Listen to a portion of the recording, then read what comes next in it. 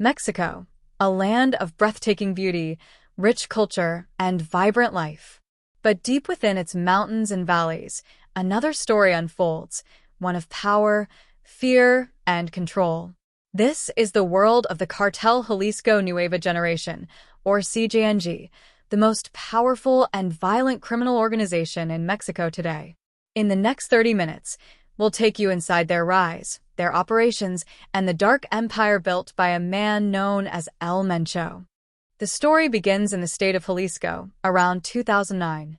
As older cartels like the Milenio and Sinaloa fractured under government pressure, a new group emerged from the chaos. They called themselves Los Mata Zetas, the Zeta Killers. Their mission? To destroy their rivals and seize control. Within years, they would evolve into the CJNG, a cartel more organized, more brutal, and more global than any before. At the heart of CJNG's empire is one man, Nemesio Oseguera Cervantes, El Mencho. Born into poverty, he once worked as a farmer, then joined the local police. But the lure of power pulled him into the drug trade.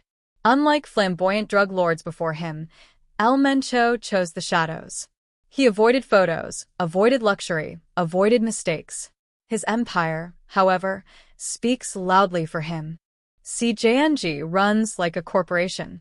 Their product line includes cocaine, crystal meth, heroin, and synthetic opioids like fentanyl, a poison that kills tens of thousands worldwide each year. Factories deep in Mexico's countryside churn out chemicals. Smugglers move the drugs north across borders hidden in produced trucks, boats, and even submarines. Every kilo represents blood money, billions flowing back into their pockets. Unlike most cartels, CJNG isn't just a gang, it's an army. They move in convoys of armored trucks, wear bulletproof vests, and carry rocket-propelled grenades. Former soldiers train their recruits in tactics and ambushes. Drone footage from law enforcement shows formations, platoons advancing through forests like a private army. Their power comes not only from guns, but from fear. From small Mexican towns, CJNG's reach extends across oceans.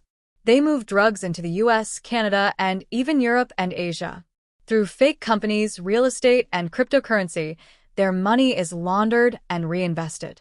The network includes corrupt officials, businessmen, and bankers, a shadow economy worth billions. CJNG enforces obedience through terror. Public executions, hanging banners, even videos meant to intimidate both rivals and the police. When the Mexican military tried to arrest El Mencho's men in 2015, they shot down an army helicopter, a first in Mexico's history. Each act of violence sends a message. We are untouchable. Power protects power. CJNG doesn't only fight the state, it infiltrates it. From mayors to police chiefs, corruption runs deep. Some officials turn a blind eye. Others actively aid the cartel. For communities trapped between poverty and intimidation, the cartel often becomes both employer and enforcer. Behind every headline lies a human story. Entire families flee their homes.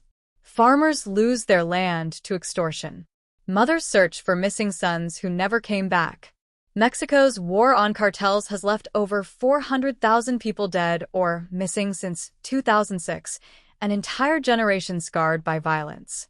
El Mencho remains one of the most wanted men on earth, a $10 million reward on his head. U.S. and Mexican forces have raided dozens of hideouts, yet he continues to vanish into the mountains of Jalisco. Rumors say he's sick and hidden in a fortified jungle ranch, guarded by hundreds of men. For now, the Ghost King remains free. As CJNG grows, its violence ripples far beyond Mexico. Every overdose in the U.S., every community torn by addiction, ties back to this empire of death. Can Mexico ever defeat a cartel so powerful, or must the world change its demand to truly end the supply? This is the legacy of El Mencho, a man whose silence speaks louder than gunfire. As CJNG grew in power, national and international attention turned to El Mencho. The Drug Enforcement Administration, DEA, and Mexican authorities placed a $15 million award for information leading to his capture. ABC 7 Chicago +1. Meanwhile, dozens of senior cartel figures, brothers, financiers, even bodyguards, started falling one by one. The cartel's inner circle was under siege. CJNG didn't pause when pressure mounted. They struck back. In one dramatic incident on May 1, 2015, the cartel's gunmen shot down a Mexican army helicopter with an RPG and launched wide-scale attacks to protect El Mencho. Wikipedia +1.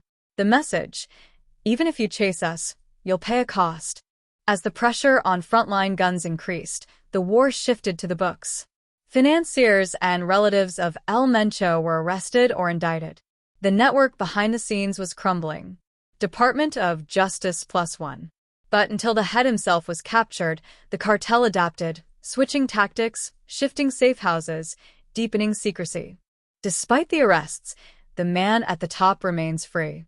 Mexican intelligence believes El Mencho is hiding in the rugged mountains of the states of Jalisco, Michoacán, Colima, or Nayarit. Wikipedia. He uses multiple layers of protection: former military, underground bunkers, shifting hideouts. The hunt becomes a game of shadows. With the head of the cartel still on the run, the battle is far from over. But the future holds new risks: leadership vacuums, infighting, splinter groups, and increased cross-border pressure. One question looms: will capturing El Mencho and CJNG, or will it simply mark the start of a new era? The fight against the CJNG continues, with many of its senior figures captured, finances disrupted, and violence exposed. Yet the cartel chief remains at large. His network shifts, adapts, survives. Cartel chief remains at large. His network shifts, adapts, survives. Thanks for watching.